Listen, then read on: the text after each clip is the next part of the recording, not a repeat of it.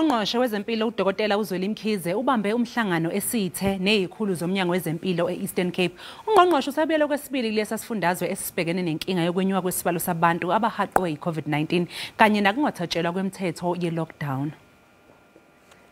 Sibulise kuni sibulise nakubabukeli bendaba ze-SABC niza kuthi sisemonti nalapho khona umphathisi wesebe lezempilo ugqirha uZweli Mkhuze kutyelelo lakhe lesibini kule ngingqi eMpuma Koloni. Ukhumbula ke kwiveki ezimbini ezidlulileyo belapha ephondweni nalapho khona agxeke kabukhali uhlobo isebe lezempilo lujonge ngalo mcimbi we-COVID-19 phakathi kwezinto ke azivezileyo ngokebelapha uye waveza ukuba amanani abo basuleka ile ntsholongwana kwakunye nabo basweleka ngenxa yalo bhubhane awadibani wabukhali na umcimbi wokuba kungabikho zikhuseli ezoneleyo kubantu abasebenza nezigulana ze-COVID-19 phakathi kwezinto ke kutyelelo lokuqala aqale kuzo inhlanganiso nenkulu baphathiswa yephondo etsale iiyure ezimbini uOscar Mabuyane bethethathethana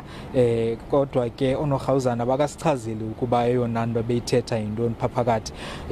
kuye emva kwezithuba zo-11 namhlanje wasondela wabiza ke ngoku isigqeba solawulo sephondo kwicandelo kwisebe lezempilo nalapho khona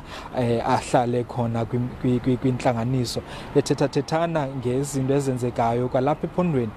Ukhumbula ke izolo kuye kwachazwa ukuba ii-cases zabantu abafunyenwe bene-COVID-19 zezonyuka ngo-140 wonke bethatha elinani lisisa ngapha ko-1200 uzophuma apha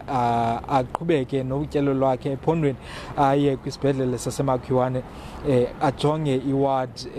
elungiselelwe ukujongana nabantu abane-COVID-19